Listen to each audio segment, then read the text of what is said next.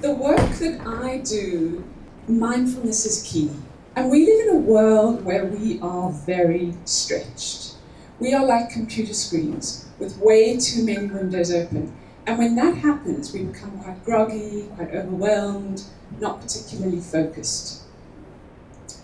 And in many of the areas of our lives, we know the importance of sleep, of exercise, of nutrition. But when it comes to our minds, well, that's been the missing link. And that's where I think mindfulness is so key. And what's been so interesting is seeing the link that enables people to make this bridge between their own awareness and data that is supporting this. And it's this ability to be aware from moment to moment of your experience without judging.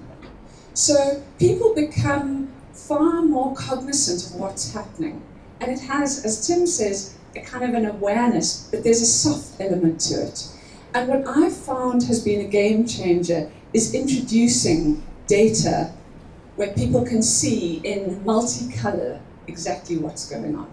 And if you think of it, as Alex was saying earlier, data is a game changer. And we are all systems. So what's impacting on our sleep is impacting on our ability to recover, our exercise, our nutrition. And we have a felt sense of that, a kind of an embodied knowing. But there's something about seeing it in front of you that really changes things. So as Tim mentioned, I work with a number of people, from people in the high-performance sports field to global CEOs running organizations with thousands of people. And what I do find quite interesting is people who are in very senior levels seem to manage their stress very well. And what I find fascinating about that is, in order to operate at that level, you've got to have learned the skills to cope with high pressure, lots of travel, being on a lot of the time. And often it's about small tweaks, becoming aware, and what do I do? So I wanted to show you some data from somebody who does a lot of traveling. So here we are looking at the red, which is that being activated and on, and the green is your recovery, your rest and digest mode. Now, we're not for a moment saying you want to be getting rid of the red. That's part of being alive, but it's the balance that is key. And for some of the people that I work with, it's solid red. And what seems to happen is when you're in solid red all day, it impacts your sleep. And often there's solid red, no blue, indicating activity. So the light blue is just physical, movement, everyday activity. The deeper blue is when you are exerting yourself a bit more. So when you look at this overall balance, you can see that this is a day where this person is able to dip in, restore, and then engage more effectively. And this green recovery here is actually a meeting with a colleague. So it's where you are able to be focused, present, connected with what's happening in this moment. And where there's a good bit of green, you're able to sleep well. It contributes to it. Now, some of the common findings I experience with clients is they start to notice how vital sleep is. Mark Cavendish, the cyclist, says, if I'm going to be a world-class athlete, I need world-class sleep.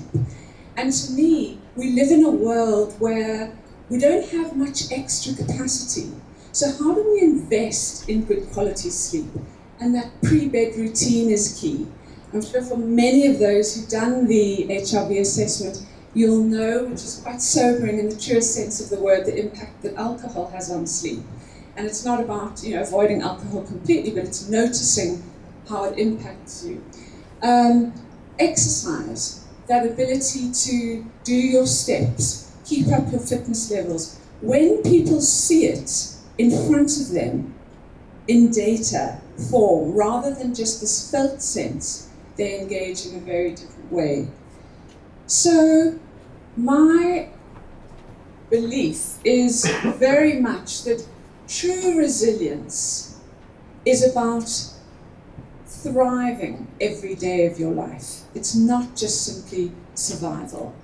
And I would argue that it's this awareness that plays a huge part. Because in all the work that I do, it's people who've self-selected. They're interested, rather than being kind of forced down a route that is not something they want to be doing. And what you find is with teams of people, there's this interest that gets awakened, and people start developing ways of kind of supporting each other. The whole culture starts to shift. So it's incredibly exciting work, and going back to what is one of my key passions, mindfulness, I would argue that that awareness is what underpins any process of change.